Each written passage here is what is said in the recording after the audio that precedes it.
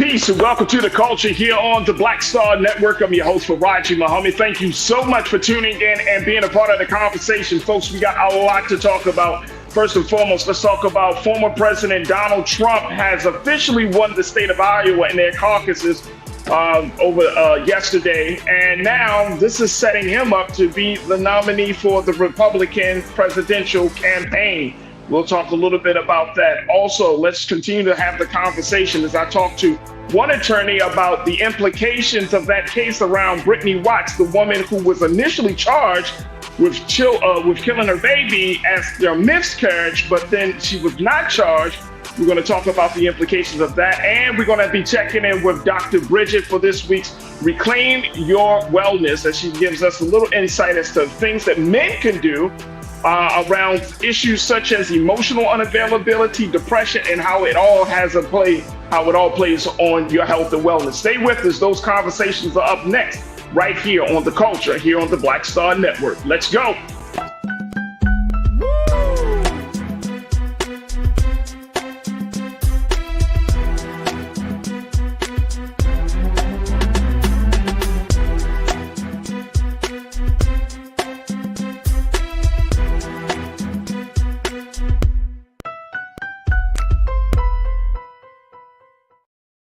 All right, folks, welcome to The Culture here on the Black Star Network. I'm your host, Farajii. Thank you so much for tuning in and being a part of the conversation.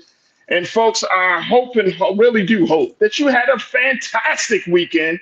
And I truly, truly appreciate y'all for tuning in with me today. And of course, we have the extra long weekend as we spend some time celebrating and honoring the great legacy of Dr. Martin Luther King Jr. And, I had a chance to go out yesterday to just to do some work and to show my appreciation for what Dr. King has done as I got involved in the LA Works MLK Volunteer Day Festival that happened here in Los Angeles at the LA Memorial Coliseum. So that was a lot of fun. Was able to connect with my folks from around the community, bring my children out, and they had a lot of fun. So it was a lot of fun to have that conversation, and more importantly, to talk about the significance of the great work of Dr. King. So I hope y'all had an opportunity to do something to reflect on Dr. King, but also to renew your commitment to the great work that he has already started.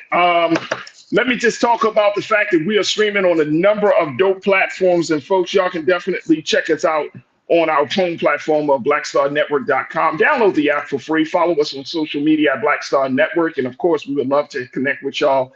And we ask for your financial support because every penny, nickel, dime, dollar matters with us as we are continuing to strive to be independent and, more importantly, to carve our own path in this digital movement. So again, we thank you for your support, and check us out at blackstarnetwork.com. We are streaming also on Amazon platforms, so make sure you check us out on the Amazon News on Fire TV.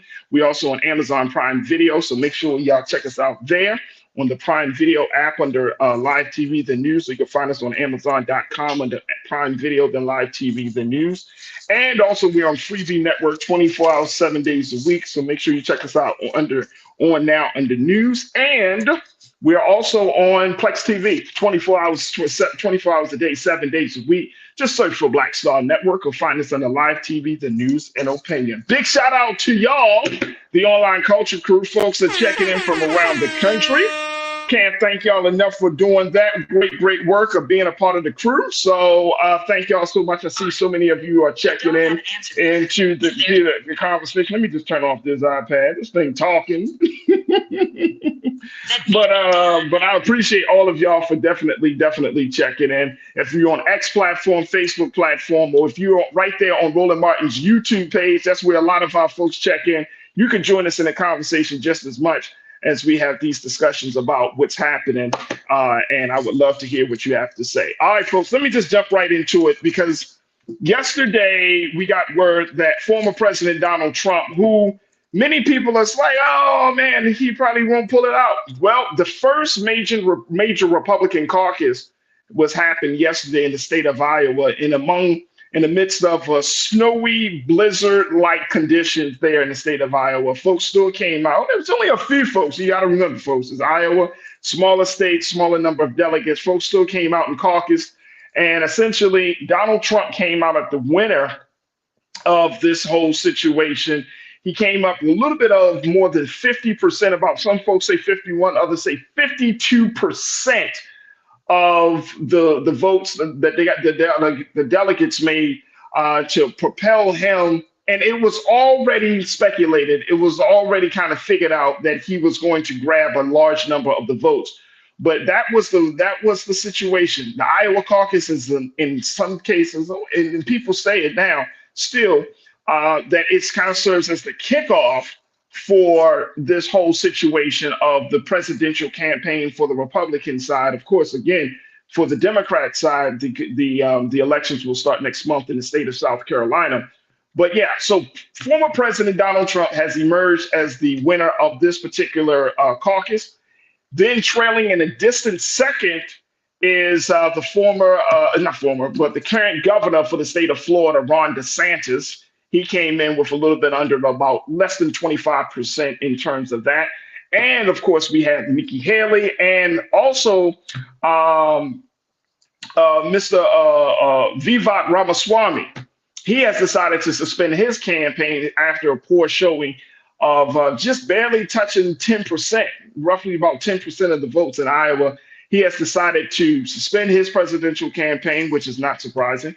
And he has decided to move forward on endorsing Donald Trump as the next president. So this is very interesting. I would love to get your feedback and take on it. Look, make sure y'all hit us up in the chat. I'd love to get your take on this, how this thing is really rounding itself out, how this thing is emerging as Trump is looking like he's won the first major contest, and they're expecting this is to be a domino effect.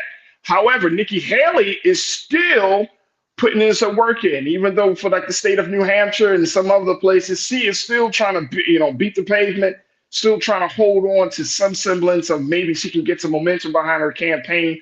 But we will have to see. We will have to see. Look, I got to take a quick pause. When we come forward, let's continue to talk about it. Let me get your thoughts on this. So stay with us. We still got a whole lot to cover in this first half of the culture right here on the Black Star Network. Stay tuned.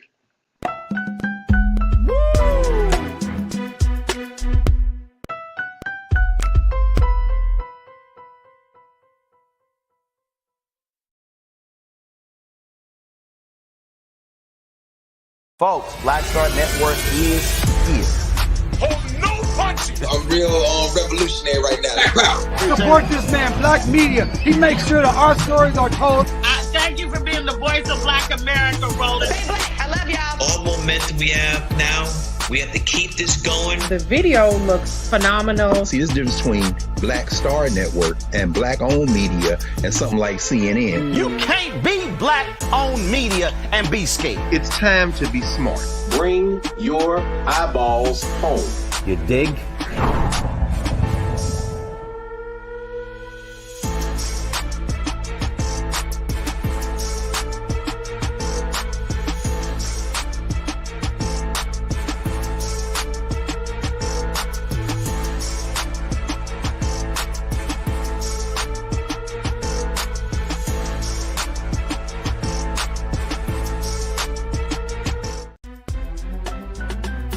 I'm Farajii Muhammad, live from LA.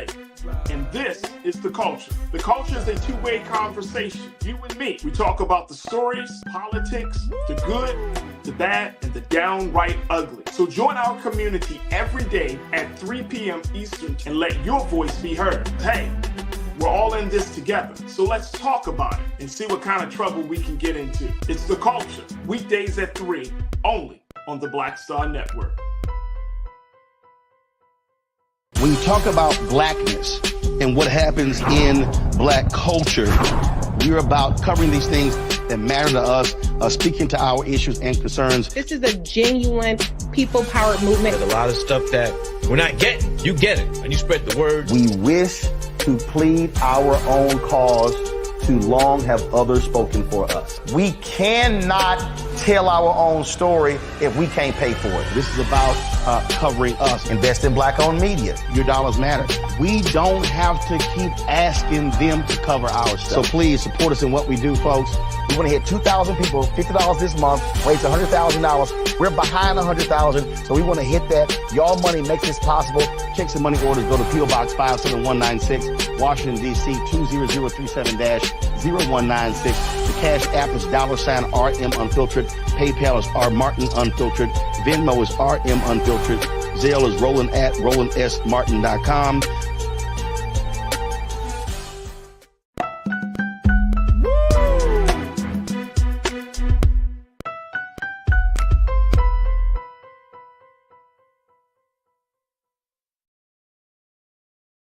All right, folks, welcome back to The Culture here on the Black Star Network. I'm your host, Farajii Muhammad, and we're just talking a little bit about what happened yesterday in the snowy state of Iowa.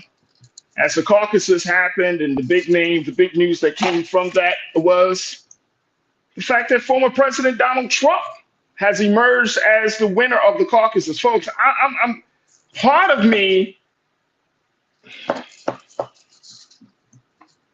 all I can say is, folks, it's like, welcome to America, folks. Welcome to America. That at this point in life, we are looking at a situation where the former president, with 4 indictments, with 91 charges, with records of him taking money from a foreign government, all that stuff, folks. And guess what? Guess what? He is still seen as a viable candidate for the presidency of the United States of America. This is where we are in this country. And I know that some people might say, well, this is a very different time. And, some people go as far as to use the language that he used. Oh, it's a witch hunt for Farajii, and you don't really, but yeah. A man with this much baggage going into the most powerful seats in the country and probably one of the most powerful seats in the world, and he's bringing this type of baggage. This is the place that we're in. Adrian Sargent, checking in. Thank you for checking in. Adrian, you said, so sad, so sad. This is the place that we find ourselves in, folks. We find ourselves in this space right now, trying to figure out how we're going to move forward. And let this be, look, I'm gonna be honest with y'all. I don't think that the momentum for Trump is going to slow down.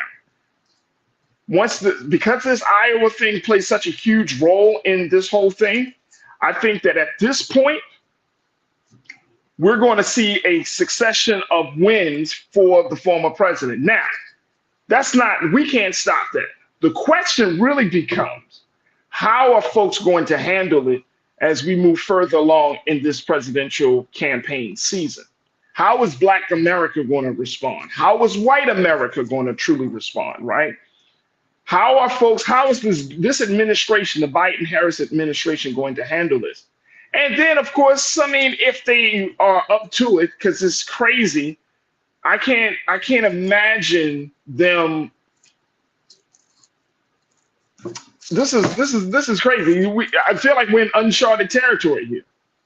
We are literally, as a country, we're in uncharted territory simply because we've never had a former president with so much baggage, looking to run again, having so many different issues, and then more importantly, from Project 2025 and all of this talk of what another Trump administration, another Trump White House, another Trump presidency would look like.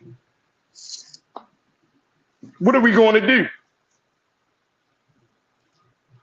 Jezebel said, surprise, surprise, surprise, surprise. Bag Lady 68, cannot afford another 4 years of backing the sleeping blue. Lana, my sister, you checked in. You said, Lana, in response to Tiana, and we are delusional to think that's going to change after 400 years. And Tiana, let me see. As you said, Tiana, white folks, white folking as usual. Mm. And it shouldn't get to that place. It really should be something different. It really should be something different. Cindy D, you said of over 2 million registered to vote in Iowa, only 100,000 voted. Yeah, I saw that story. They expected 200,000. I don't think it was the weather. Nobody's excited about these people. Yeah, I mean, that's what's going to happen. Pastor Damon, thank you, Cindy. Thank you, Lana. Damon, you said Farajii was stated that this was the lowest turnout on record because of the weather for the Iowa caucus. If I heard correctly, I did hear that as well, Brother Damon. That going back to what Cindy pointed out, that they were expecting a lot more and they got less. You know, half of the base actually showed up. Some people say that this is a sign that something is going to be happening, that Trump's influence is dwindling. I don't know. But the fact remains, he still won this caucus. Now, if he goes into, maybe Iowa is one of those situations and is an outlier for this presidential season, right? Normally, Iowa sets the tone. Many people look to Iowa and say, "Oh, okay, this is going to set the tone." But maybe it's an outlier. Maybe he gets to the next contest and it doesn't go so well for the former president. Maybe. Jezebel, you said, surprise, surprise, surprise, sounded better in your head. Well, I appreciate you for joining us in the conversation. Let me see what else was talking, because this is it. You know, we can't run from this. We can't be shocked. We can't get in a diluted space. Here's one of my inner New Year's resolution: to work from a space of reality, not working from a space of fantasy. That's one of my resolutions, to see things as they are. And I think we all have to get into a space where we have to be conscious and making sure that we see things as they are, not what we wish for them to be, not what we hope for them to be, not what they could possibly be, to see things as they are. And I'm using this lens for everything. Like, I got to see things as they are. You got to see things. Does the action meet or match the verbiage, the words? See things as they are. I can't keep going through a year of life, another year of being in existence on this great earth, and we continue to work from a space of hope, the possibility, if it could, it should, all of them. No, see things as they are. And I think that's where we are in political space. See the things as they are, the truth. Let's get to the root of the situation, the truth.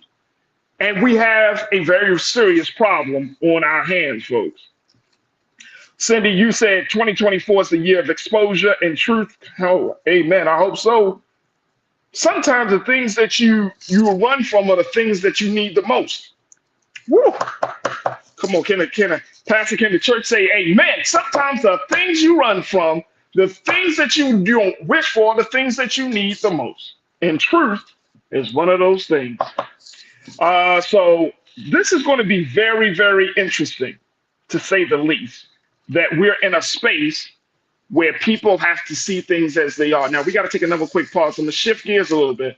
So we check in with one attorney about this the impact of this case. But trust and believe, we're not finished talking about what happened in Iowa. And we're not finished talking about what could potentially happen over these next elections as we are kicking off the election season. So let's continue to have those conversations, but let's try our best to see things that I'm not working from a space of wishing, couldn't, no. Now, at this point, I'm just saying, okay, so some folks really don't care. Some folks don't care. Some people are in a state of delusion, right? Some people are seeing things like, you must want to see the country get more and more divided, more and more polarized. And you must truly believe that you think that this guy, former President Donald Trump, cares about you.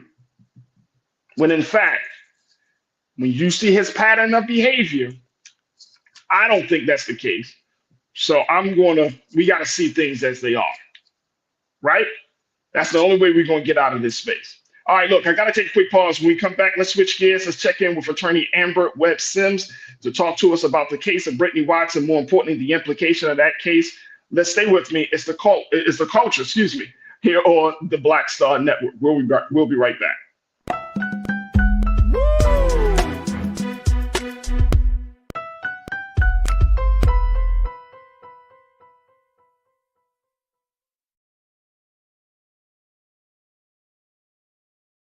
Pull up a chair, take your seat.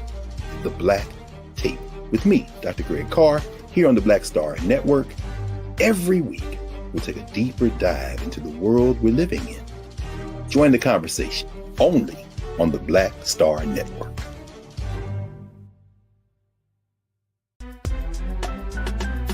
I'm Farajii Muhammad, live from LA. And this is The Culture. The Culture is a two-way conversation. You and me. We talk about the stories, politics, the good, the bad, and the downright ugly. So join our community every day at 3 p.m. Eastern and let your voice be heard. Hey, we're all in this together. So let's talk about it and see what kind of trouble we can get into. It's The Culture. Weekdays at 3, only on the Black Star Network. When you talk about blackness and what happens in black culture, we're about covering these things that matter to us, speaking to our issues and concerns. This is a genuine people-powered movement. There's a lot of stuff that we're not getting. You get it, and you spread the word. We wish to plead our own cause. Too long have others spoken for us. We cannot tell our own story if we can't pay for it. This is about covering us. Invest in black-owned media. Your dollars matter. We don't have to keep asking them to cover our stuff. So please support us in what we do, folks. We want to hit 2,000 people, $50 this month, raise $100,000. We're behind 100,000, so we want to hit that. Y'all money makes this possible. Checks and money orders go to P.O. Box 57196, Washington, D.C. 20037-0196. The Cash App is $RM Unfiltered. PayPal is R Martin Unfiltered. Venmo is RM Unfiltered. Zelle is Roland at RolandSMartin.com. Folks, Black Star Network is here. I'm real revolutionary right now. Support this man, Black Media. He makes sure that our stories are told. Thank you for being the voice of Black America, Roland. Stay black. I love y'all. All momentum we have now, we have to keep this going. The video looks phenomenal. See, this difference between Black Star Network and black-owned media and something like CNN. You can't be black-owned media and be scared. It's time to be smart. Bring your eyeballs home. You dig?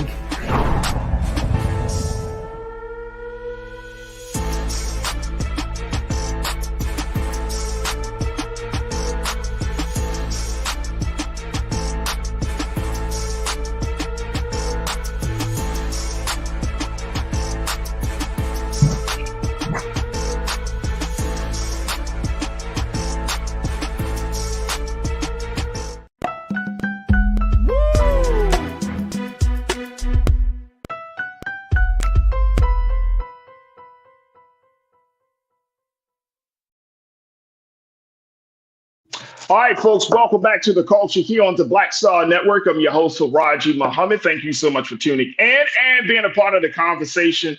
All right, let me introduce to you my first guest for the show today.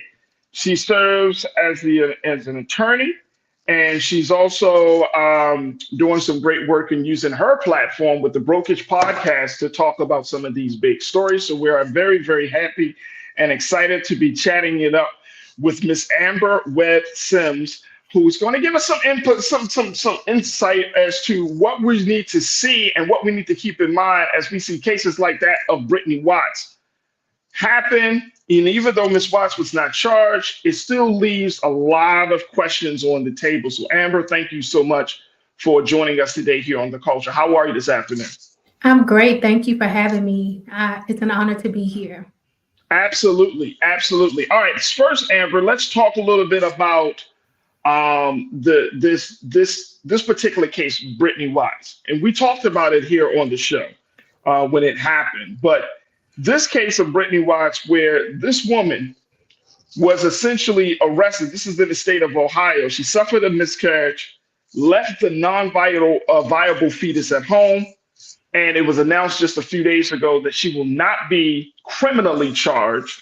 This was decided on Thursday of last week. And so this dismissed the case that speaks to both women reproductive rights, as well as it speaks to the draconian laws that still exist on the books for the state of Ohio. And I wouldn't be surprised if other states are in the same position. And of course, it opens up the conversation about the pregnancy, whether it's an actual baby or if it's not a baby, that whole discussion. This was a felony charge that was filed by the Warren Police Department upon advice from the Warren City Prosecutor's Office. So talk to us a little bit about this implication. I know people have heard this story a little bit, but is this something that will this particular case set a precedent, and what's expected for women to happen to women as we look at this case and possibly other cases like it? So it's interesting that you're pivoting to this after you were talking about the Iowa caucus, because it's really important for people to see the straight line between all of those things. Yeah. You have people who are morally bankrupt, people who are unqualified for office, who are able to gain political power without any oversight or accountability. And this is a really glaring example of that, because you have, quite frankly, a bunch of men who clearly misunderstand how pregnancy works for people who give birth in the position of law enforcement and in the position of prosecuting. And it's very dangerous when people who have those positions decide to politicize them instead of following the law. So Ohio voters resoundingly rejected a change in their abortion law back at the end of last year. And they rejected this concept of abortion at 6 weeks, because scientifically we know most people who are pregnant at 6 weeks don't even know they're pregnant. And so you had a case here where they were trying to use abusive corpse laws really to make a political statement about a health issue. This was a woman who was clearly in active medical distress, who had been to the hospital multiple times in the days before this, and who at some point miscarried while she was on the toilet, and the remains were disposed of through the toilet. And instead of treating this like the medical crisis that it was politicized, and she was charged with a third-degree felony.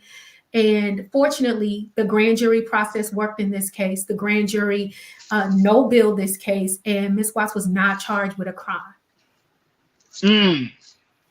I got to take another quick pause, but Amber, I got a lot of questions, because even though the charges were dropped, the fact that these were charges that was not brought up by any individual, this is a charge that was brought up by the city of Warren in the state of Ohio. Like, this is a charge that it opens up the door for the conversations that will women be penalized for things that they have no control of within their bodies. Yeah. No, that's a great point. And it is, again, to the issue that you were talking about the dangerousness of the political climate we're in, because not only do you have people who are in the position of making these decisions who are uninformed, but they have no desire to be informed. It was essentially conceded to by the law enforcement agency that the investigation was wholly inadequate for the situation.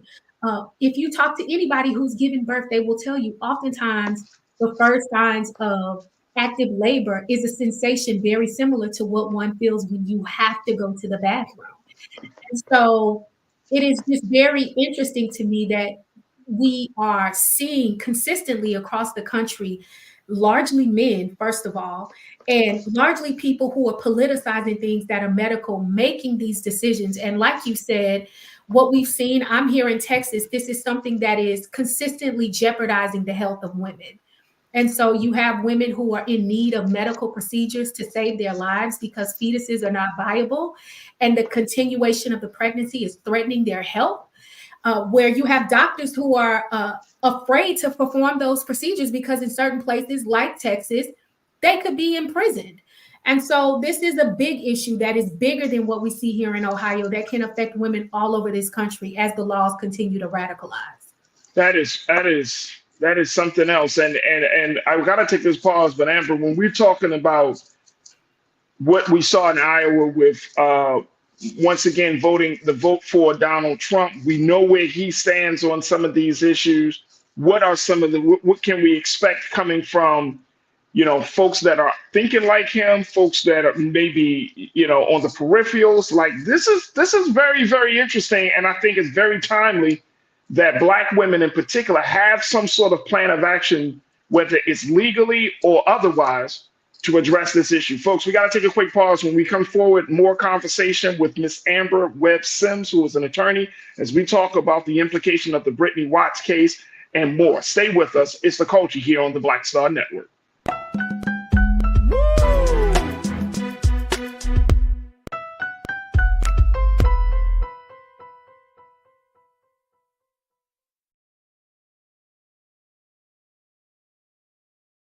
Pull up a chair, take your seat.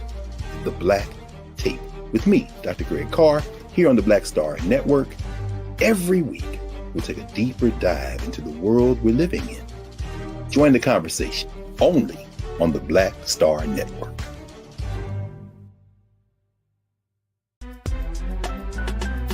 I'm Farajii Muhammad, live from LA.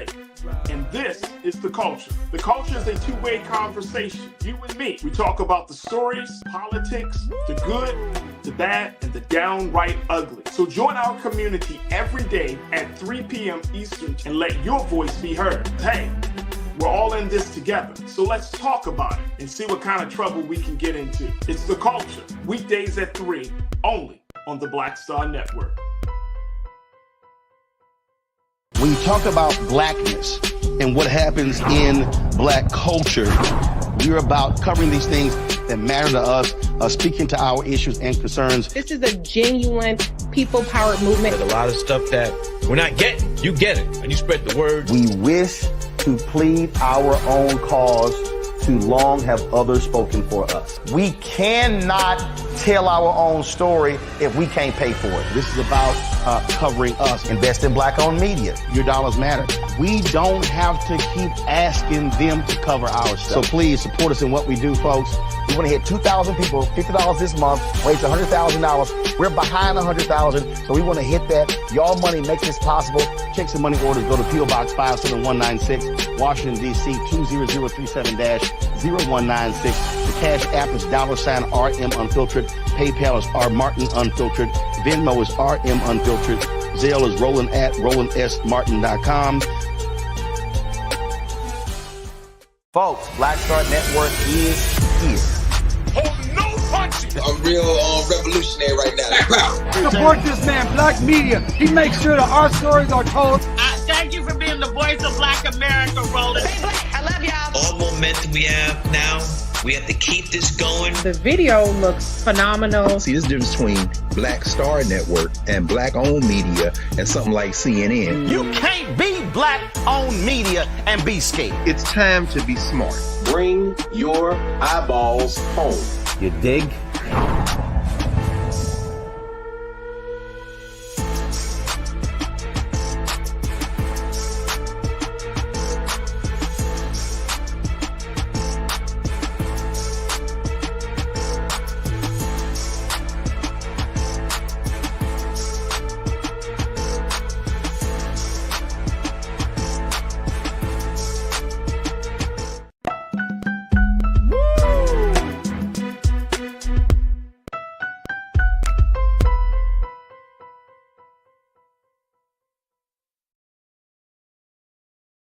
All right, folks, welcome back to The Culture here on the Black Star Network. I'm your host, Farajii Muhammad. We have been talking to attorney Amber Webb Sims as she kind of gives us some of the legal and the legal discussion and more the legal perspective of this case around Brittany Watts. This is the Black woman from Ohio who was initially charged, criminally charged for the way that her baby was disposed. There she is right there.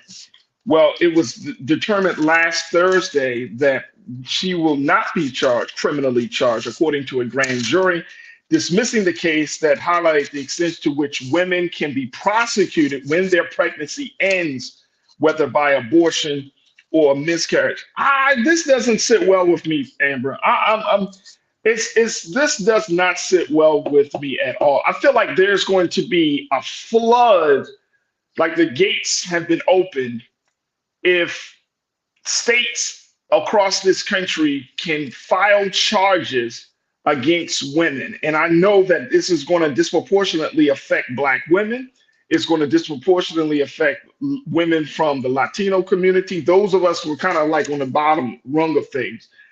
And it's going to open the door for a much larger conversation about women's rights, who has agency over the woman's body, and it's going to infringe upon a woman's choice to abort the child or to abort the fetus.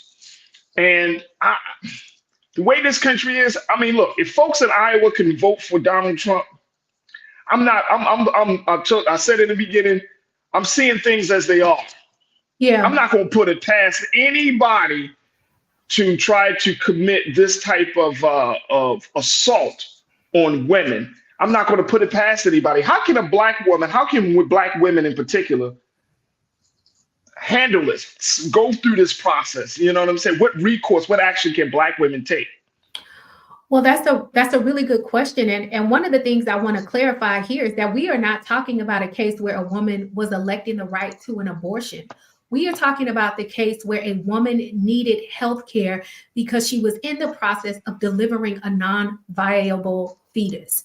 And so one of the things that happens as this sort of violent pro-life politic has been weaponized in the Republican Party as a way to drum up support for people like Trump who have no substantive issues that they're standing on, is that you actually have women like Brittany Watts who were not attempting to elect a right to have an abortion, but rather this was a woman in medical crisis because she was carrying a child that was not viable because there was no amniotic fluid in her sac.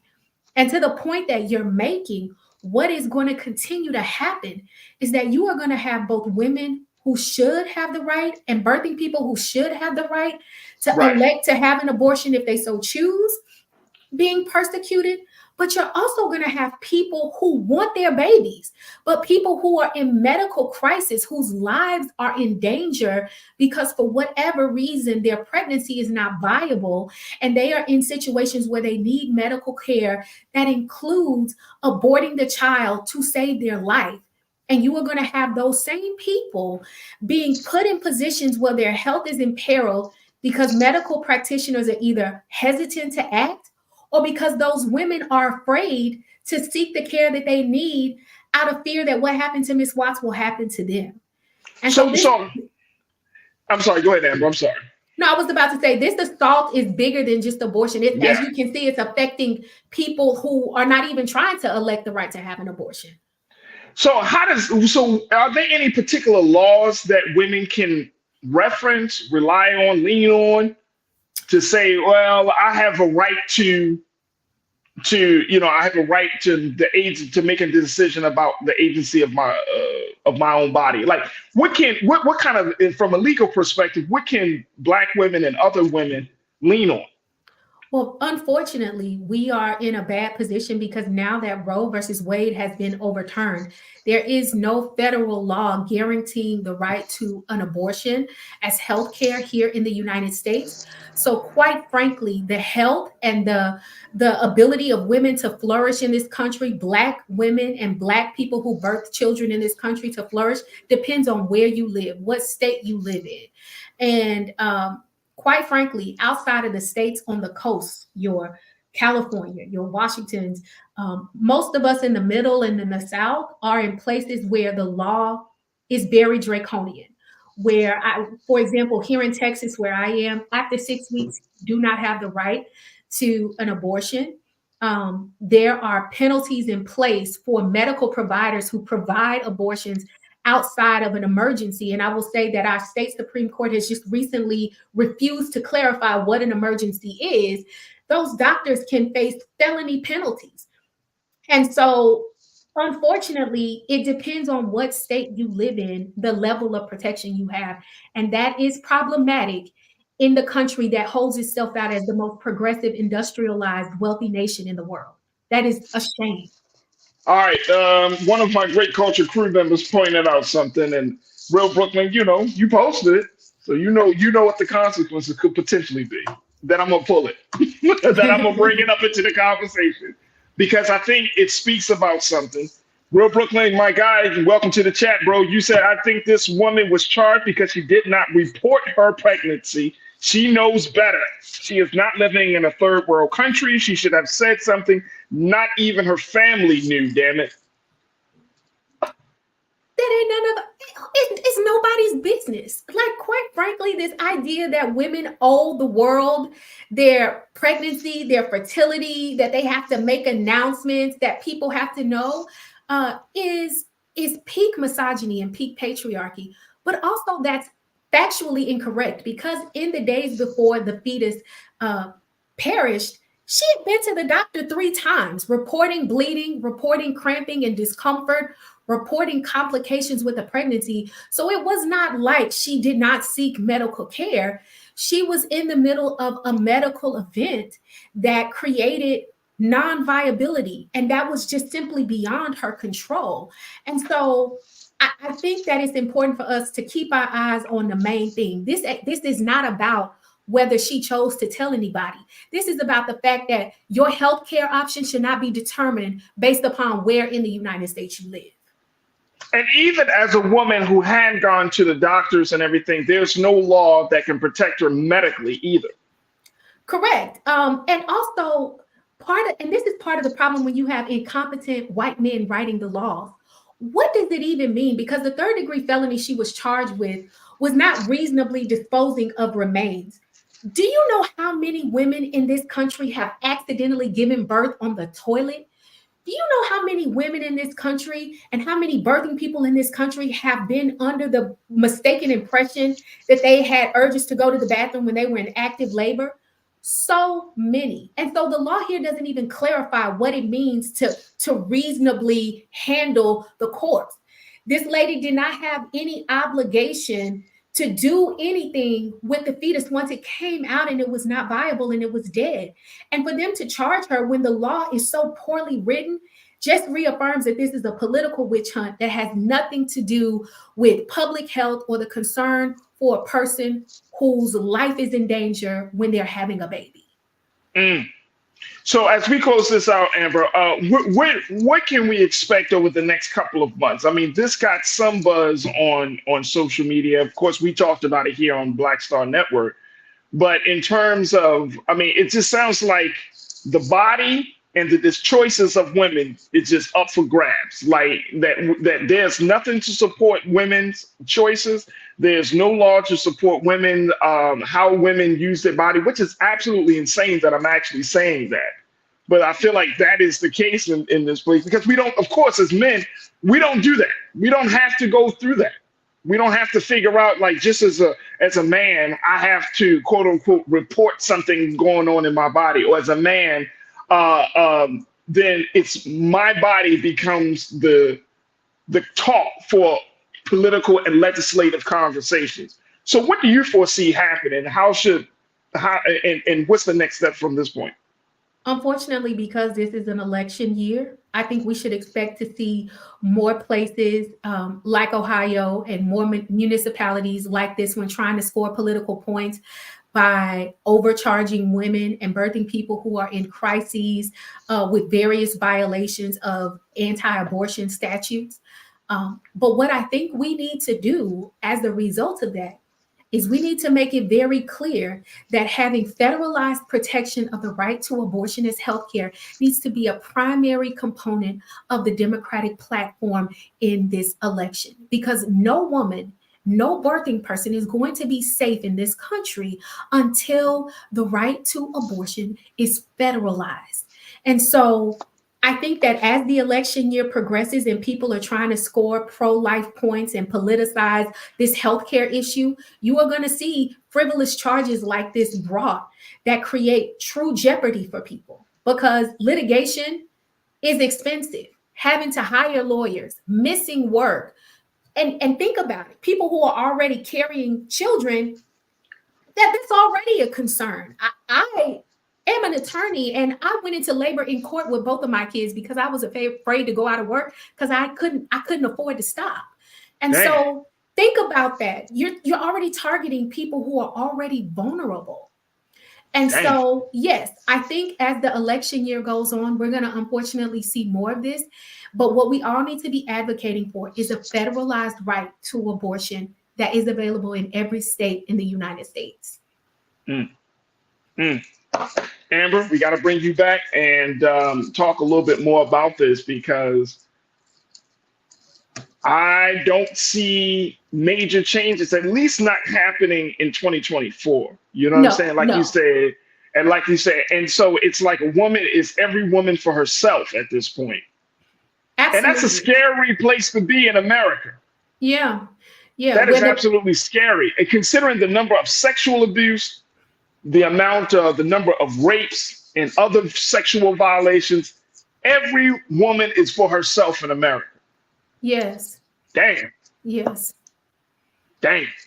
Amber, I appreciate you, sis. Thank you so much for joining us. Certainly we'll bring you back on, but thank you so much for being a part of this conversation. We certainly needed to hear more about this. Absolutely. Thank you for having me. Absolutely.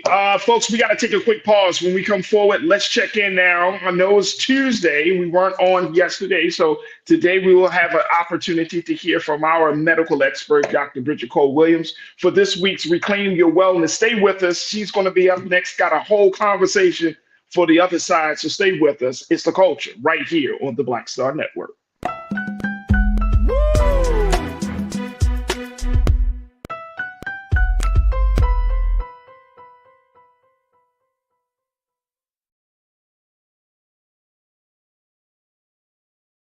Pull up a chair, take your seat.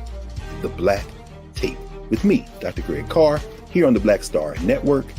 Every week, we'll take a deeper dive into the world we're living in. Join the conversation only on the Black Star Network.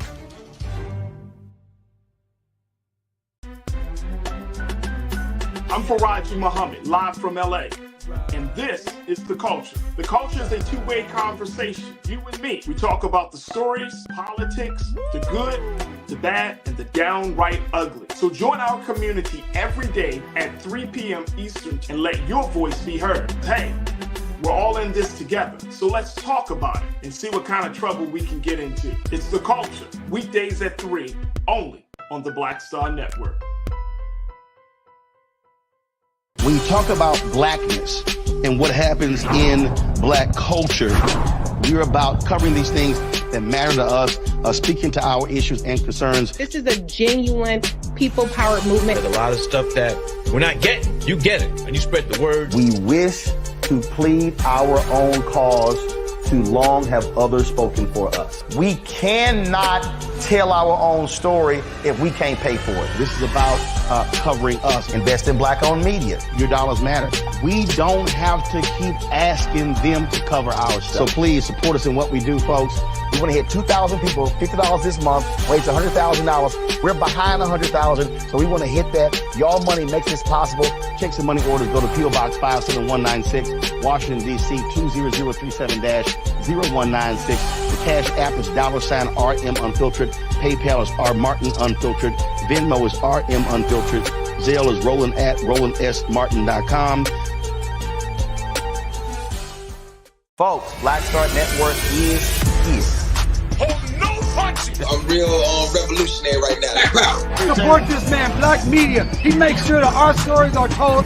Thank you for being the voice of Black America, Roland. Stay black. I love y'all. All momentum we have now, we have to keep this going. The video looks phenomenal. See, there's a difference between Black Star Network and black-owned media and something like CNN. You can't be black-owned media and be scared. It's time to be smart. Bring your eyeballs home. You dig?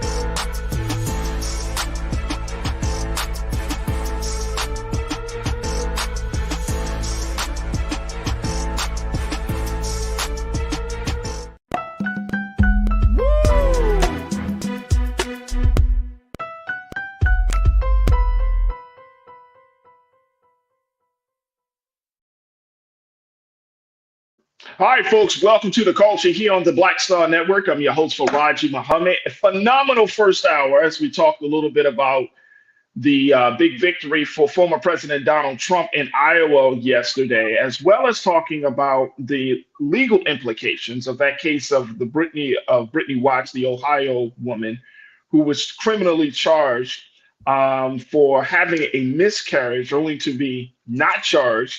It was determined last week that she would not be criminally charged. So, having a conversation about the legal rights of women and what does that look like moving forward, especially when the folks on the other side of the aisle are dictating the agenda in a lot of states where our people reside. So, dynamic first hour. Make sure y'all check it out. Be a part of Team Replay. Go to our website today at blackstarnetwork.com and download the app for free. Follow us on social media, but also we ask for your financial donations and just be a part of the conversation in general as we have these discussions. I want to say very quickly before we move forward, big shout out to all of the new watchers that have joined us on the X platform, on the Facebook platform, the Culture Crew on the Facebook platform, and on Roland Martin's YouTube page. Folks are just checking in and being a part of the conversation, and I cannot thank you enough for doing so. And again, we thank you for all of your financial support. Now, let's switch gears as we talk about health and wellness. And today is Tuesday. Got my sister back in the space with me today. Always happy to have Dr. Bridget joining us, our medical expert, as we get you another edition of Reclaim Your Wellness.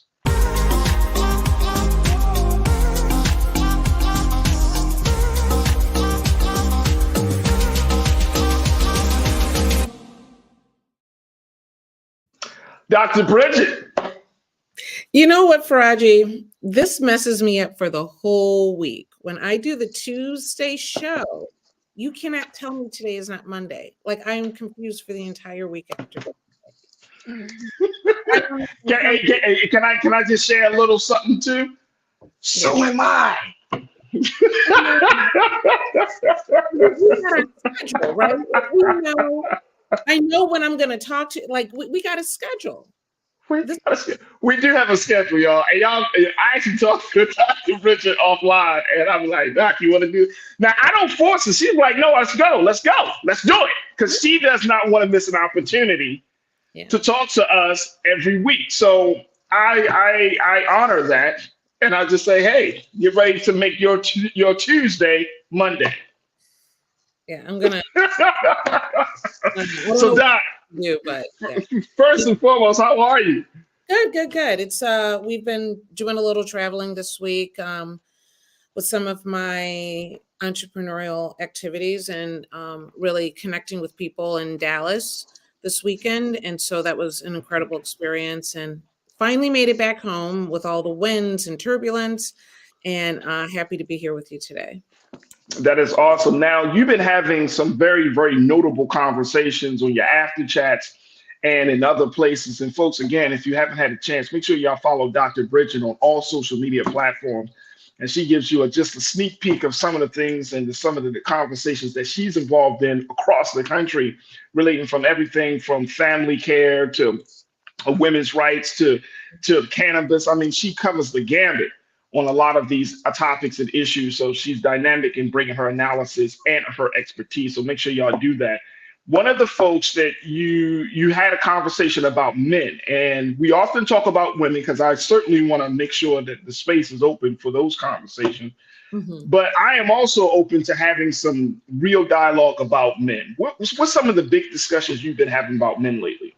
Absolutely. So I do my show called Healthy Relationships Only on Instagram Live at Dr. Bridget MD, and we do that pretty much every week. And we're moving to YouTube probably in the next couple of weeks here. But I want to talk about what does a healthy relationship look like, right? And most of the time, we really don't know, because what we have, where we learn it and what we understand probably has a certain aspect of dysfunction in the first place.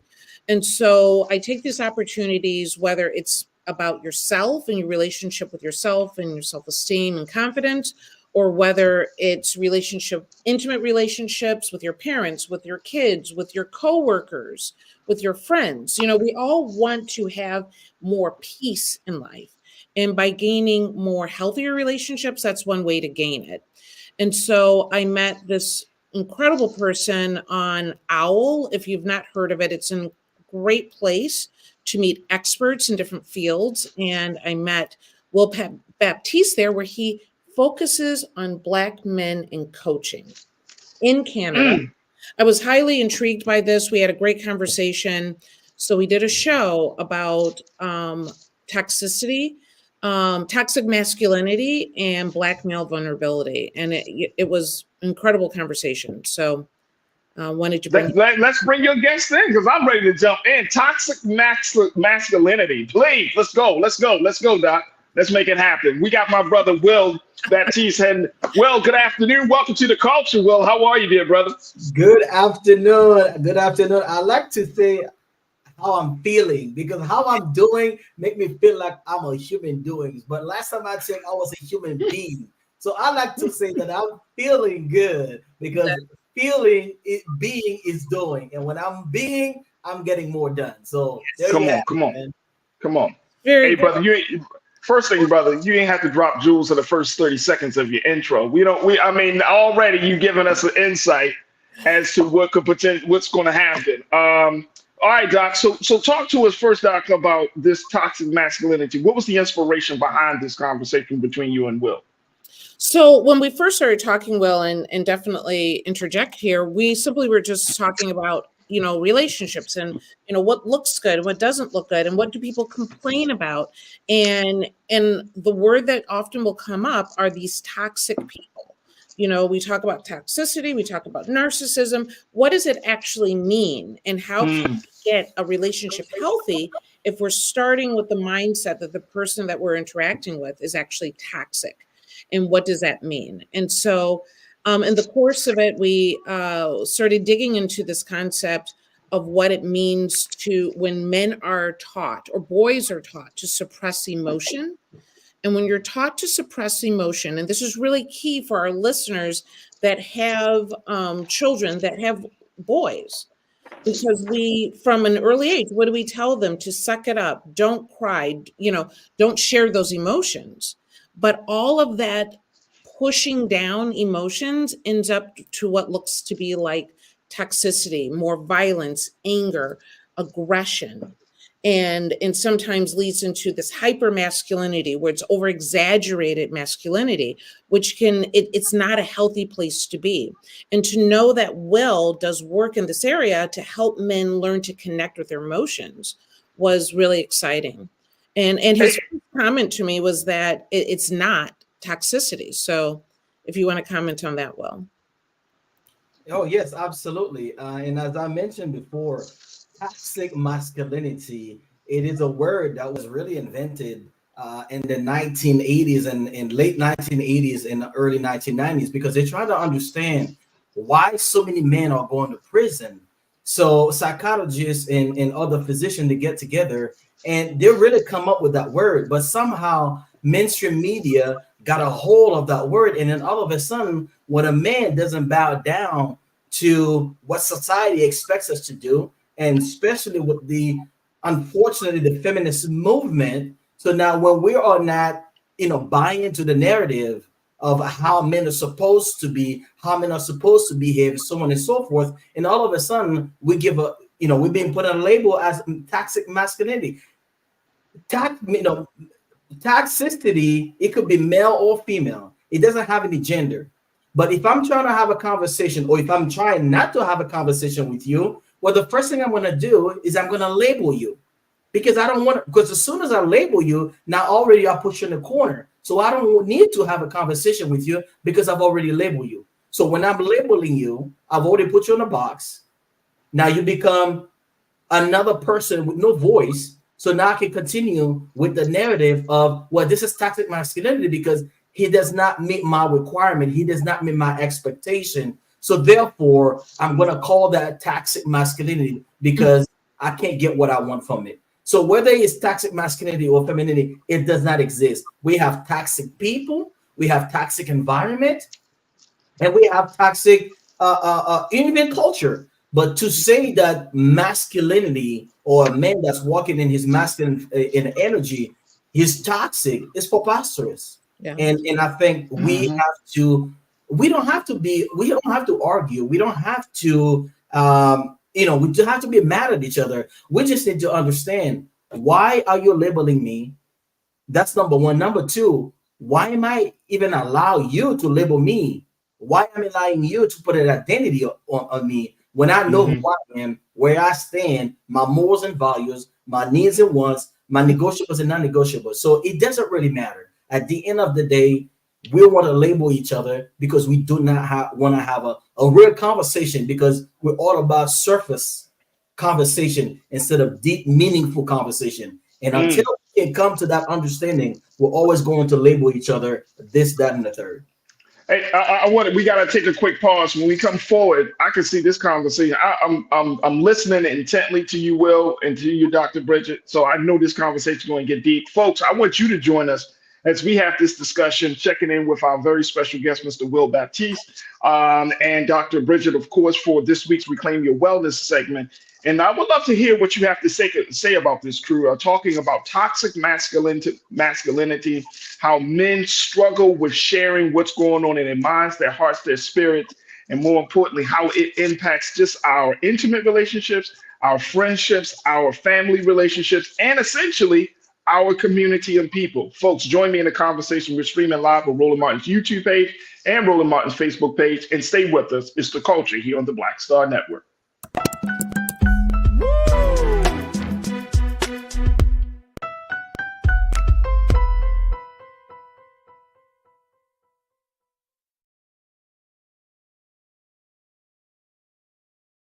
Pull up a chair, take your seat. The Black Tape with me, Dr. Greg Carr, here on the Black Star Network. Every week, we'll take a deeper dive into the world we're living in. Join the conversation only on the Black Star Network.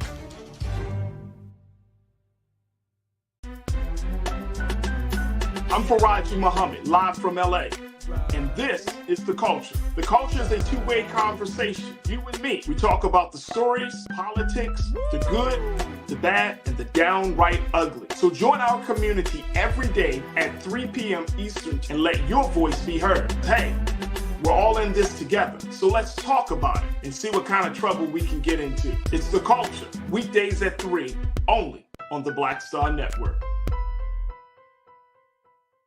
When you talk about blackness and what happens in black culture, we're about covering these things that matter to us, speaking to our issues and concerns. This is a genuine people-powered movement. There's a lot of stuff that we're not getting. You get it, and you spread the word. We wish to plead our own cause. Too long have others spoken for us. We cannot tell our own story if we can't pay for it. This is about covering us. Invest in black-owned media. Your dollars matter. We don't have to keep asking them to cover our stuff. So please support us in what we do, folks. We want to hit 2,000 people, $50 this month, raise $100,000. We're behind 100,000, so we want to hit that. Y'all money makes this possible. Check some money orders. Go to P.O. Box 57196, Washington, D.C. 20037-0196. The Cash App is $RM Unfiltered. PayPal is R Martin Unfiltered. Venmo is RM Unfiltered. Zelle is Roland at RolandSMartin.com. Folks, Black Star Network is here. Oh, no punches! I'm real revolutionary right now. Support this man, Black Media. He makes sure that our stories are told.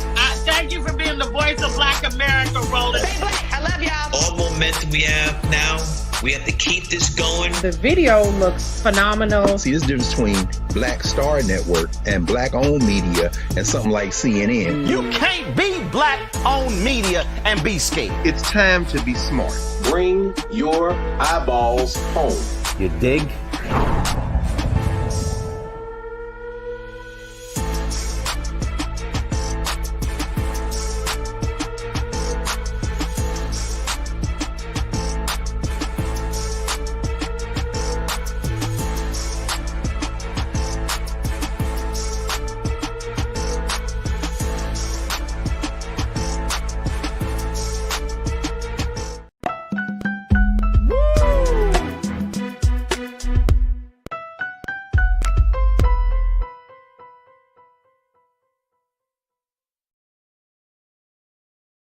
All right, folks, welcome back to the culture here on the Black Star Network. Checking in with Dr. Bridget Cole Williams, our medical expert here on the culture for this week's Reclaim Your Wellness. It is Tuesday, folks, not Monday. But Dr. Bridget is still with us today. And she brought along a very special guest, Mr. Will Baptiste, who is a life coach. He's an author. He's a speaker. And Dr. Bridget, you and Will have got something started talking about toxic masculinity and the impact that it has on intimate relationships and, of course, family and communal relationships.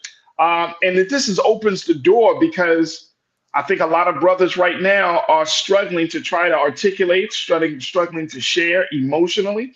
I think a lot of men are, I read a piece, Dr. Bridget and Will, when we were doing our Black Men Summit just a couple of months ago, I read this piece saying that one of the biggest factors, medical, or they said health and wellness factors facing men is loneliness, right?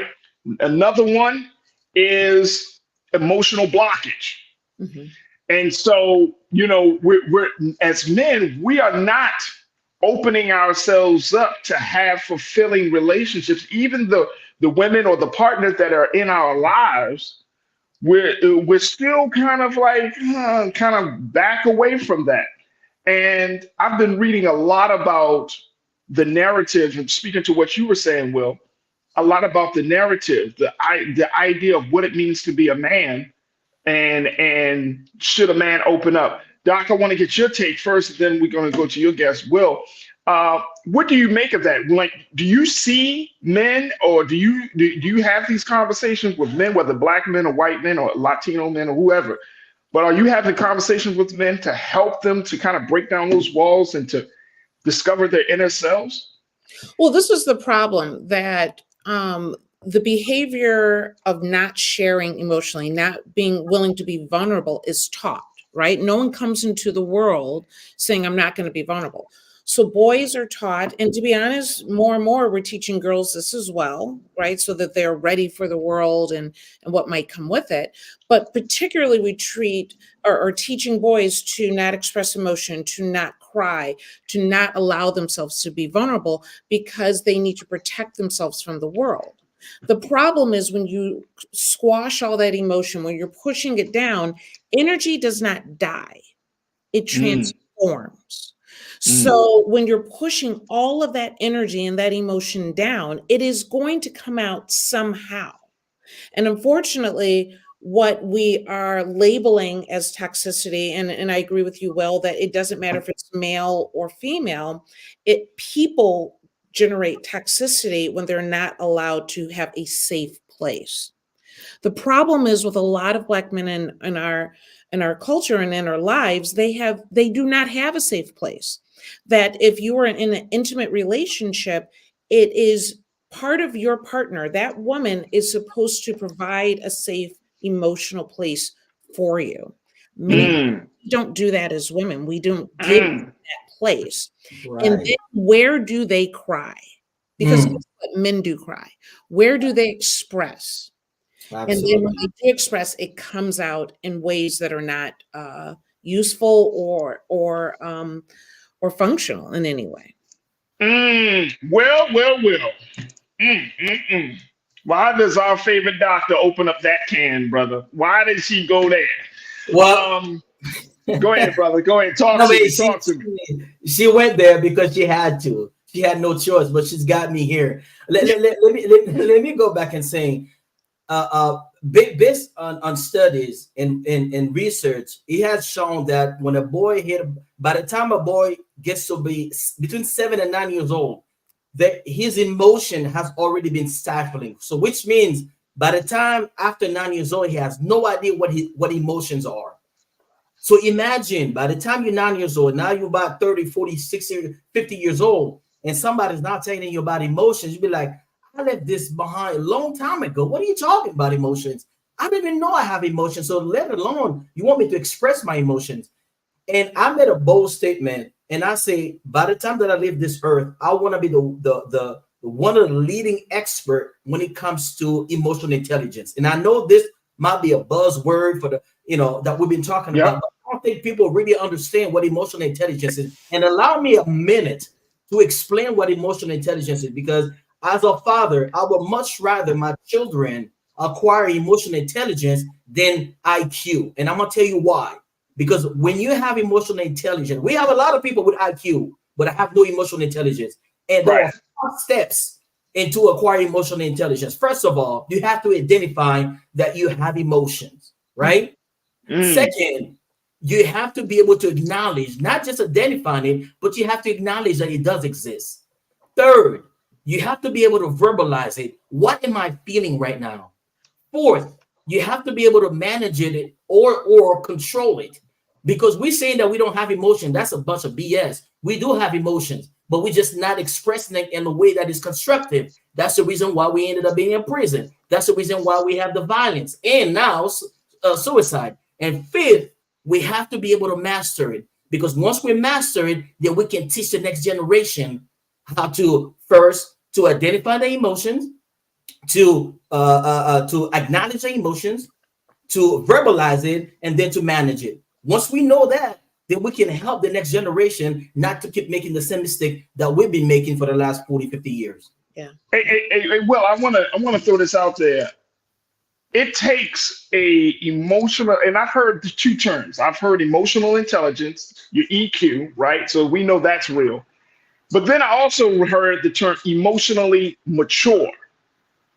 Being emotionally mature, which is, to me, and I could be wrong, Doc and Will, is just something a little bit different, because the maturity comes when there is awareness, right? So if you're talking about being emotionally mature, you're talking about going through those 5 steps. You're probably at step 2 or 3, where you acknowledge that, look, I do have emotions. I am feeling a certain way. Now you may still be challenged by being able to articulate how you're feeling, but you're recognizing that you do have these emotions, that something is bothering you and it affects you a certain way.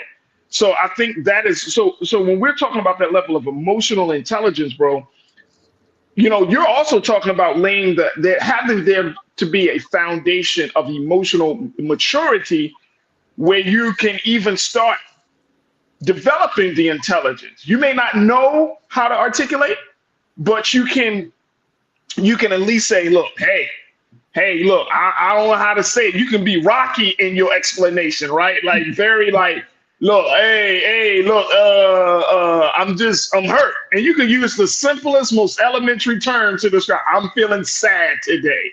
I'm happy today. You know what I'm saying? It's not the most quote unquote mature, but there is at least an acknowledgement. How did we get to that place of just recognizing that? Because we're all over the place. And especially when given, there are so many iterations, Brother Will, of what masculinity is based upon the person that's doing that the male figure or the lack of male figure, based upon the culture, the household, based upon what you see as being a man. As a 9-year-old boy, I have a 10-year-old son. So hopefully he's looking at me and say, okay, this is what it means to be a man. But talk to me about that process. Oh, absolutely. And I believe emotional intelligence is like the canopy, right? The umbrella. Right. And we have to understand that maturity, there are levels to this, right? Because if you can identify it, that's already a step towards maturity. So, well, first of all, let me give the disclaimer. Men are 15 years younger when it comes to the emotions versus their physical. So, in other words, a man that is 40 years old, when it comes to his emotions, he's about 35 years old. Don't quote me on that. This is something where I read it, but I find it fascinating. Now, let's come back to the maturity. I think there are levels to this. If you can at least identify, if you can acknowledge, is some form of self-awareness. And self-awareness, there are levels to this. So I think when it comes to maturity, we have to give people the grace to help them to get to that maturity level. But at some point, just like a child, we'll give a child milk and baby food. When you get to about 30, 40 years old, we don't expect you to eat some steak. So if you're at 40, 50 years old, and you're still telling me that I'm still in that low level maturity when it comes to our emotions, we got a problem, brother, and we got to talk, because we got to start holding each other accountable. I mean, I agree. I'm gonna give you a power, but we gotta get down to business and we gotta level it up, man. Oh, absolutely. The Stephanie Humphrey channel checked in. Stephanie Humphrey, you said the emotional maturity is being aware of your emotions, being able to express them all, most of the time without nor minimal harm, and learning to navigate them all in a healthy way. Absolutely. Absolutely. Janelle, you said emotional intelligence, EI, the ability to recognize and manage your emotions as well as understand the emotions of others is not about an age of maturity. Yeah. Here's my question, Doc, and then we're gonna have to take a quick break because I'm saying it specifically asking you as a woman. How much time?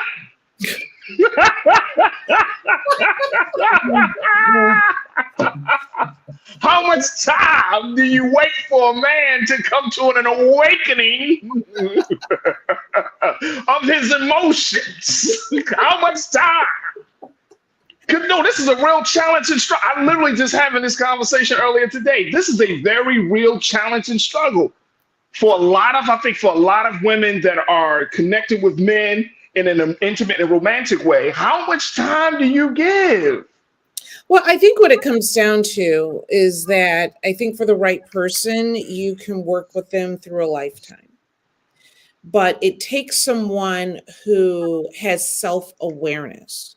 It takes someone who, if you're trying to tell a rock that they're, that they can express emotion and that they're in a safe place and that this is some place where you're working with them and you want to be in this with them together, the rock is just going to be like,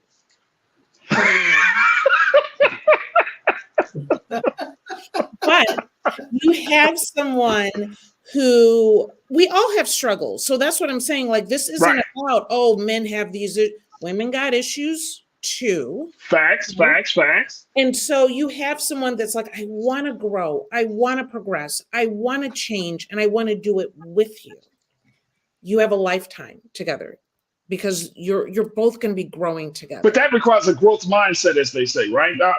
Absolutely.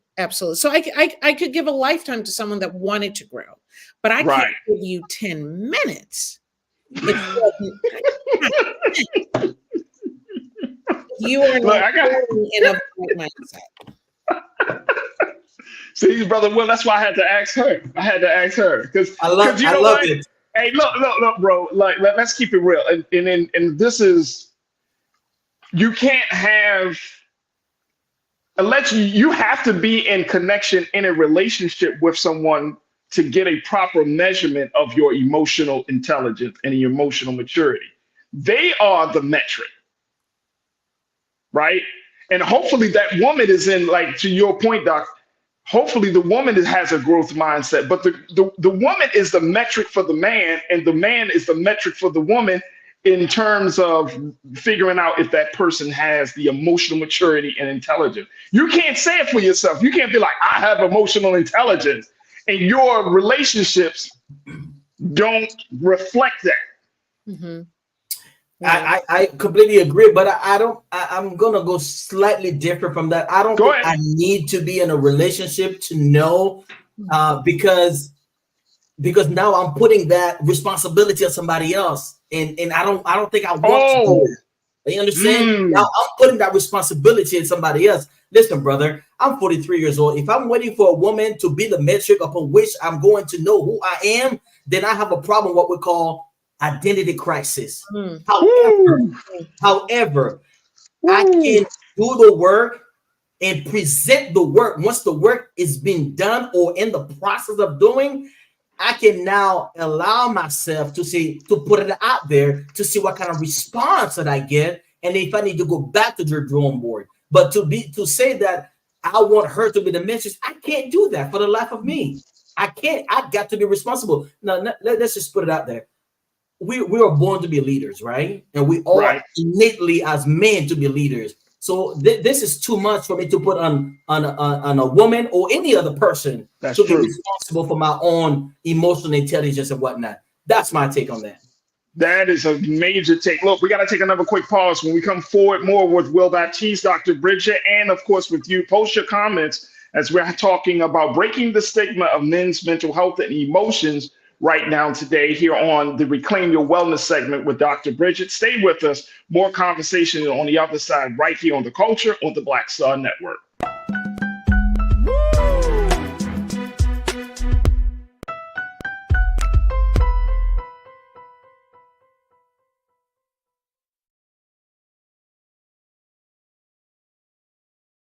Folks, Black Star Network is here.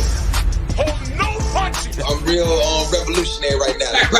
Support this man, Black Media. He makes sure that our stories are told. Thank you for being the voice of Black America, Roland. Stay black. I love y'all. All momentum we have now, we have to keep this going. The video looks phenomenal. See, this difference between Black Star Network and black-owned media and something like CNN. You can't be black-owned media and be scared. It's time to be smart.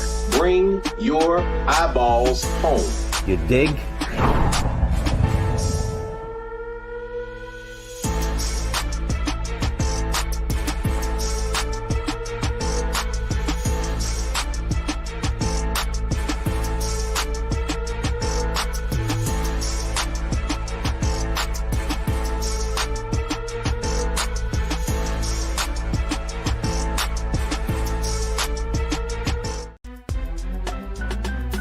I'm Farajii Muhammad, live from LA.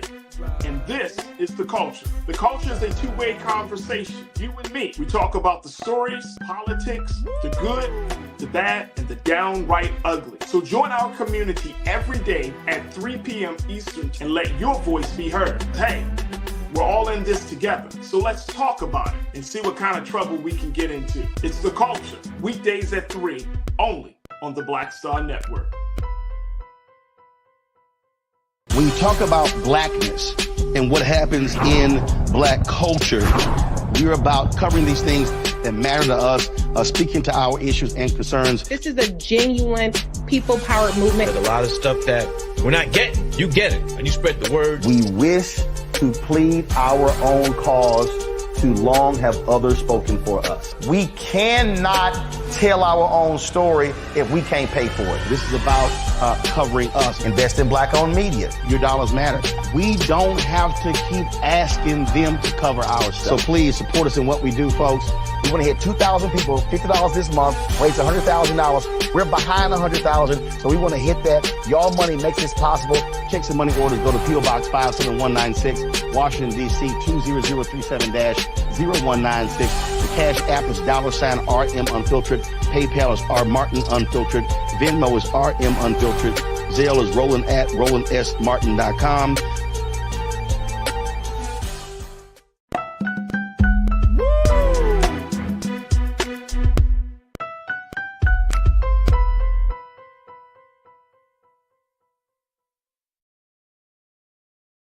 All right, folks, welcome back to The Culture here on the Black Star Network. I'm your host, Farajii Muhammad. Man, oh man, I got two dynamic people joining me in the conversation today as we're talking about breaking the stigma of men's mental health and emotions. And I'm joined by my sister, Dr. Bridget, for this week's Reclaim Your Wellness. She brought along, because she always brings the fire, she brought along a very special guest, Brother Will Baptiste, who's a life coach. He's an author. He's a speaker. As we talk about emotional intelligence, emotional maturity, and essentially reconnecting men back to their emotional selves to have a more fulfilling life in all of their relationships, whether it's the intimate to all the way to the community relationship. I got two burning questions, and I think I'm gonna pose them to both of you. But Will, I'm gonna start with you on this one because you're doing the work. Dr. Bridget introduced you as one who does the work of reconnecting men to their emotion. My question is, what are the consequences of men who refuse to open themselves up, who don't meet that timeline? By the time they get into their 30s and their 40s, they don't open up, and then they keep being this way for 50 and 60. What have your experience shown you to be the consequences of that emotional blockage? Wow, the consequences are enormous, and they're heavy price to pay for that. Number one, let's look at it from ourselves, right? And I have a term for that. I call it emotional constipation. If anybody emotional, wait a minute, hold on. You said emotional constipation. Yes, I did that for Dr. William, because she's a doctor. She understands when someone is constipated, what happens. So I call it emotional constipation. And for too long, we have been constipated. Now, here's the thing. It affects us at so many levels. I mean, I don't have to go far. And I think I alluded to that earlier. When we, first of all, we can't heal what we don't reveal. Mm-hmm. Now, when we don't speak up, everything that comes in must come out, right? That's just simple. That's just law of biology. That's just pure and simple. Now, let's take it a little bit broadly. What's happening when we do not learn how to express our emotions in a way that is constructive? Then we ended up being in prison. I have been there and incarcerated 5 times because I didn't know how to be grounded, but I wanted to be tough. I wanted to be hard. When somebody look at me in the wrong way and I've got a piece on me and I want to know why you look at me this way. I want to know why you step on my J's. Stupid, right? We ended up in prison.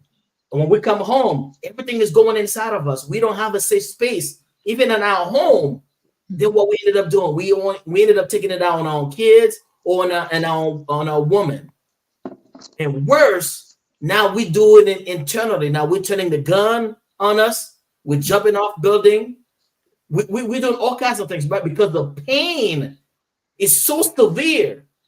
Now we no longer want to let the world to see it. So we're rather in on our own lives because we're trying to minimize, right, the pain.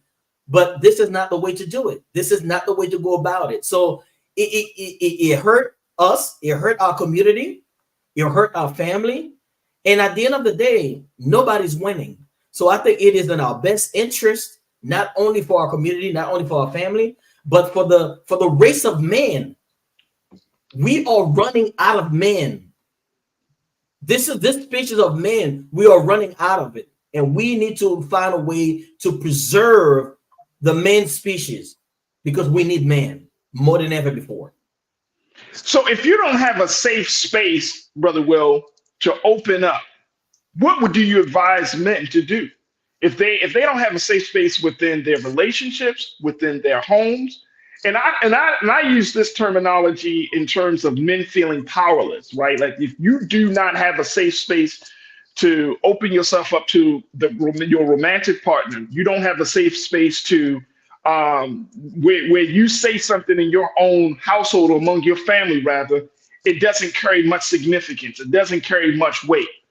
And essentially, you will become emotionally powerless, which leads to a level of physical debilitation. How do you expect men to move forward from that? Absolutely. That's a great question. Again, I come back to responsibility and accountability. And I think each man should be responsible, accountable for his own action and for what he does. And I think it starts with us. And I understand that some men feel powerless, right? And I know that the most powerful, the most dangerous men in the world is not the most powerful men. It's the men that feel powerless. So now, because we have to take a responsibility, accountability, the word's out there. I'm here. Doctor's here. There's so many other people. If we really need their help, and I know sometimes we can feel, debilitated. We can feel powerless. But I'm imploring men, if you don't do it for yourself, do it for your children. If you don't have children, do it for your partner. If you don't do it for your partner, do it for your family. Do it for your community. But whatever you got to do, we got to do it. And there are a lot of people out there, like myself, like others that are out there that are talking. You're on your cell phone. You're on social media. I'm sure you come across somebody that's talking about creating the space. And there's a saying that say that, if you're not being invited at the table, then build your own table. So start, among ourselves. And that's why I encourage men to stop having surface level conversation. It's all good to talk about sports. It's all good to talk about the girls and the jewelry, getting the bag. But what about talking about our emotion, which is the most important thing? Because at the end of the day, nobody's going to remember what you have, but people are going to remember how you make them feel. And how you make people feel is a direct reflection of how you feel on the inside. Let me just tell you, this may not be a Doc and Brother Will, this may not be the most scientific or the approach that I take, I'm at a point in my life where I have been the emotionally unavailable guy in my past relationships, right? And it has caused real damage and real harm. And so I'm at a point in my life is like, hey man, I don't care whether there's a space or not, you're gonna hear this truth. I'm not holding it back anymore. You know what I'm saying? Just because I know what that other side looks like. And being able to say, you know what? It doesn't, I'm not going to keep carrying this burden of keeping my stuff inside, not expressing myself, not letting my truth being heard. And I say it, of course, in a very, very respectful way, but it needs to get off my chest just simply because I don't want to go back to that toxic behavior, that toxic thinking within that I've experienced. And so, Dr. Bridget, I want to bring your attention to, I want to bring you in because I think a lot of that burden is why we go into relationships. I know in your podcast, when you're talking about healthy relationships, a lot of people tend to believe that their relationship is supposed to save them from themselves. Right. We put way too much pressure, and Will was alluding to this too, that you can't expect someone else to save you, particularly from yourself. You have to do the hard work. And the fact of the matter is, whether you're in an intimate relationship or not, you're in relation with other people every single day. If you're realizing that there's an incredible amount of stress in interacting, people are not understanding you, you're walking away with a knot in your stomach due to frustration and not able to express how you feel in a constructive manner, that you feel like you have to be so stoic that no one can really see who you actually are, you must do the hard work. As a community, we have to destigmatize mental health and seeking it, particularly for Black men. As a culture, we have to look at and change how we define masculinity. As long as we only see masculinity as a stoic and hard and unable to express themselves, and that's a real man, then we'll be raising boys that will continue the cycle, and they will raise their children in the same way. So we have to leave an open space, but no one can do the work for you. It's wonderful to have a partner with you. Yeah. No one can do the work for you. Look, we're going to take another pause. When we come forward, more conversation. Folks, I want to hear from you. I'm going to share some of your comments around this conversation about breaking the stigma around men's mental health and emotions, toxic masculinity, and so much more. Stay with us. It's The Culture here on the Black Star Network.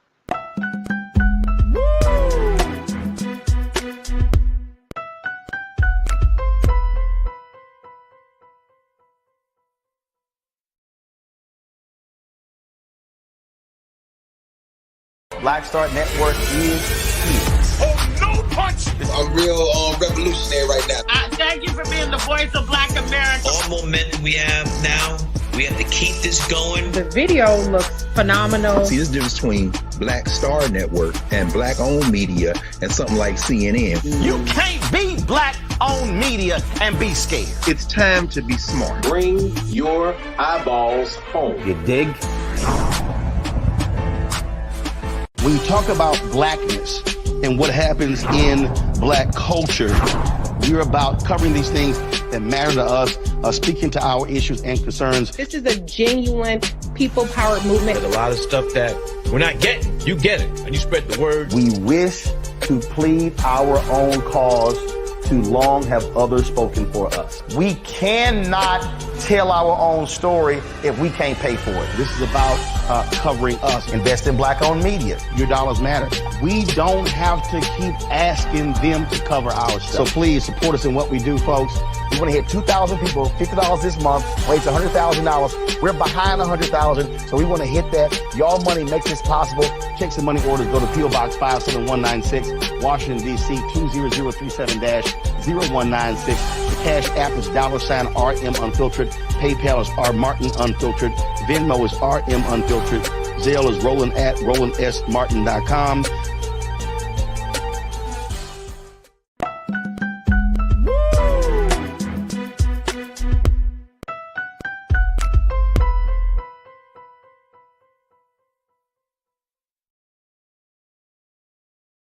All right, folks, welcome back to The Culture here on the Black Star Network. Been having a dynamic conversation with our very own medical expert, Dr. Bridget Cole Williams, Dr. Bridget, for this week's Reclaim Your Wellness. And she brought a very special guest, a brother who is just breaking it down to the common compound. Isn't that what they used to say back in the day, Brother Will? They used to... My brother Will Baptiste, who is a life coach, author, and speaker, as we talk about emotional health, as we're talking about toxic masculinity, and so much more.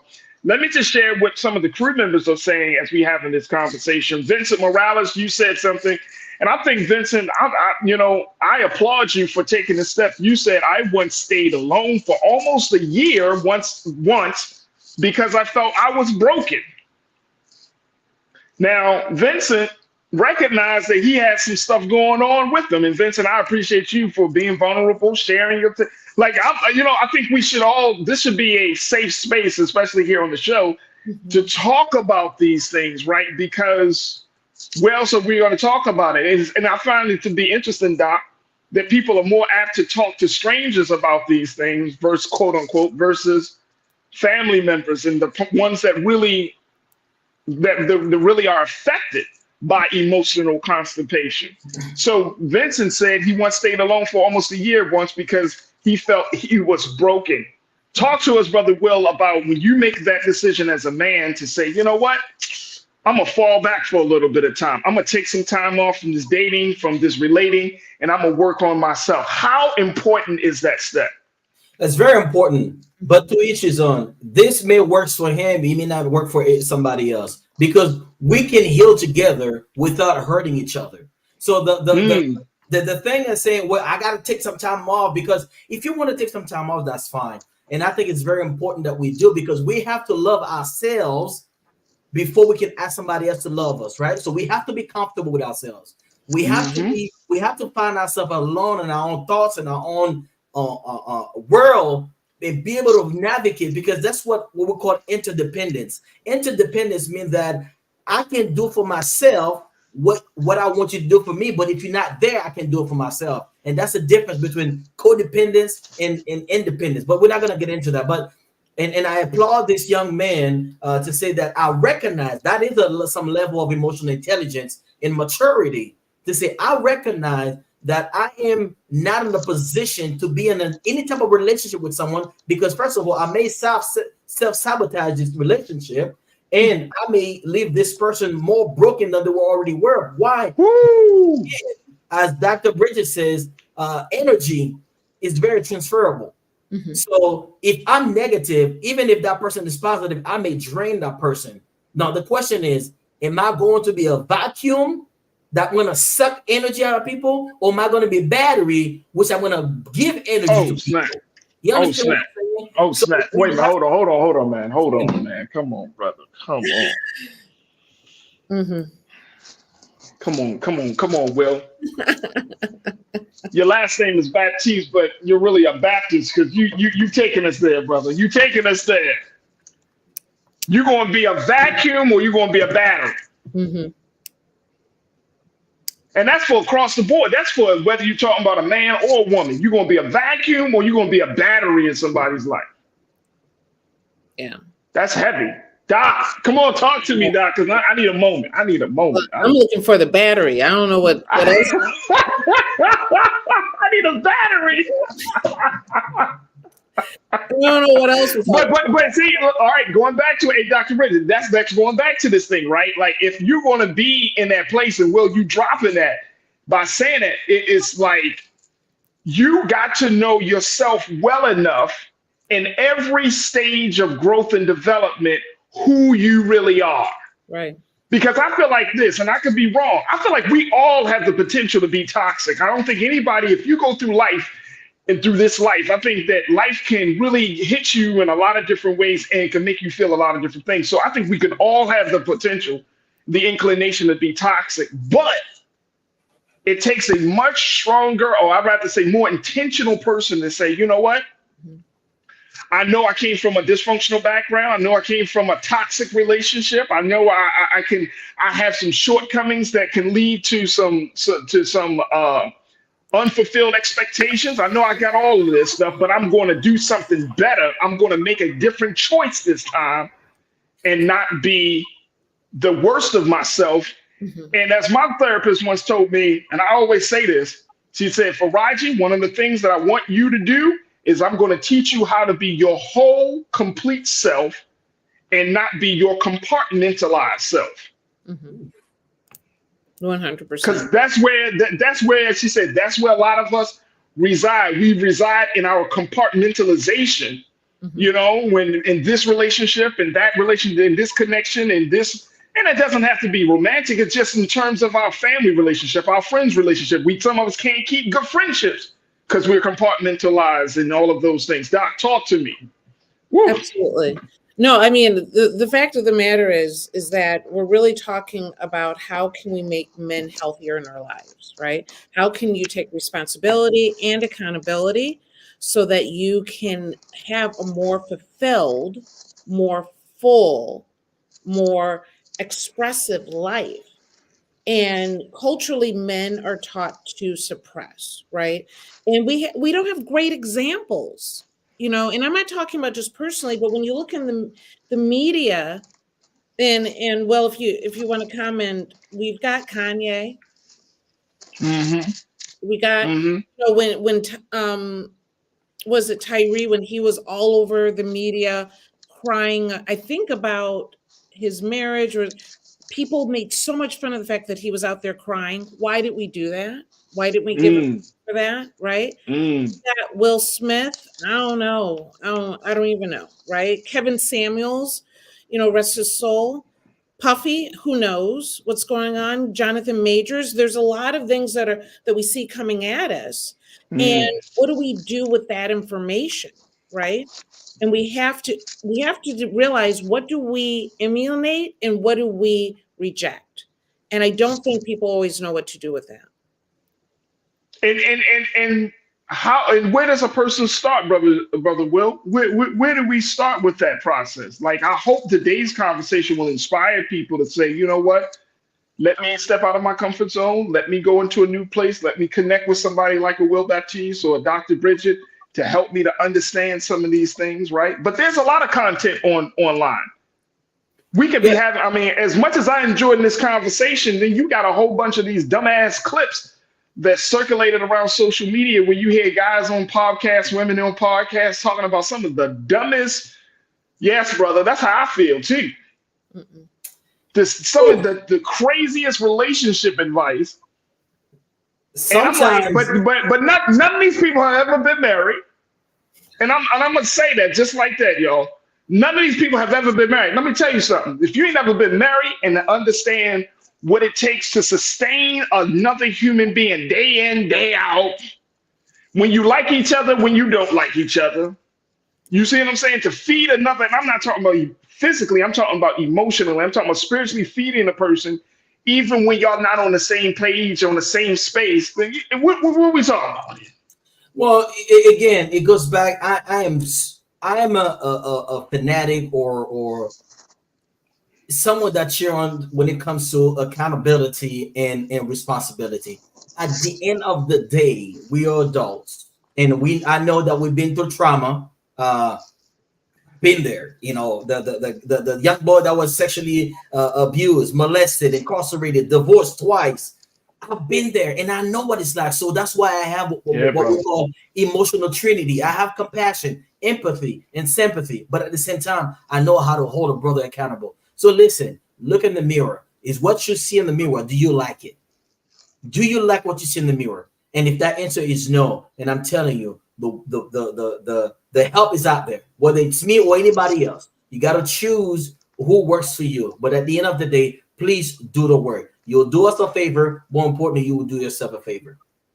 You know, the one thing that I will do with some of the people that I work with is I will ask them, would you want your daughter to date someone like you? And I've had that's when the emotion comes out. Because at that moment, I've had men just cry. And I was like, okay, now let's get to work. Because all that guard, that wall that they produce and they're just giving me little tidbits, almost like they were forced to be there. And sometimes, in some cases, they are a little bit. But if you don't want your daughter to date someone like you, do the work. Dang, that's all. We about to close up the shop, man, because y'all just at this point, Dr. Bridget and Brother Will, I don't need to say nothing else. I just need to give out your contact information. You just need to give out your contact. Look, I can't thank you enough. And first, Dr. Bridget, I can't thank you enough for bringing our brother Will on to have this conversation. I know that a lot of men who are watching today, they may not always show up in the chat with a comment, but there are a lot of men that watch today that are affected by this. Mm-hmm. And my hope and prayer is that we can kind of move further along, you know. And I think that for any man or for any woman who is going through some rough personal development time, that something that has always been taught to me is that you embrace your whole story. Just like you did, Brother Will. You just laid it out, you know, where your story is. You embrace your whole story. And I think that is the thing. Like, that's, for me, I think that's the beginning of that self-love that we've been talking about, is that you embrace your story. Like, yes, your path is not the path of your neighbor, your best friend, your sister, or your brother. That's the path that God made for you. And at this point in your life, you can accept it, or you can keep on being in this space. I think Dr. Bridget and Brother Will, where people are like, well, I'm not supposed to be divorced at this age, or I'm not supposed to be experiencing financial hardship at this time, or I'm not supposed. No. Life is experienced differently by every single one of us. Mm-hmm. And that's okay. That's okay. You know what I'm saying? That is okay. All right, Brother Will, you took us to church today, and I appreciate you doing so. Talk to us. How can people get more information about the work that you're doing, and if they want to contact you? And then we go to our dear medical expert, Dr. Bridget. Absolutely. Well, since we're at the church, I'm going to pass the collecting plate. But anyway, yes, absolutely. Listen, I'm everywhere. People cannot say they can't find me.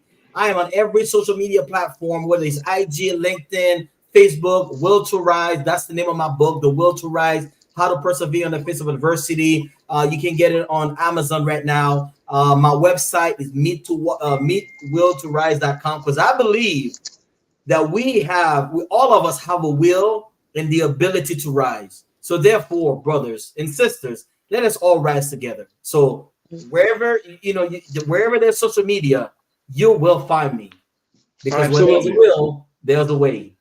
Come on, man. Where there's a will, there's a way. Man, oh man, I hear that, brother. I hear that. Dr. Bridget, real quick. My sister Janae checked in and said, define safe space. How would you define safe space, Doc? How to safe space? How would you defining the term safe space? When we say safe space, can you give a definition for that? It means leaving a mental space or room for someone to interact with, to support them. When I say saving space for someone, it means that I'm going to keep you at the top of my list. I am going to make room for your growth, or whatever it is that we're working on.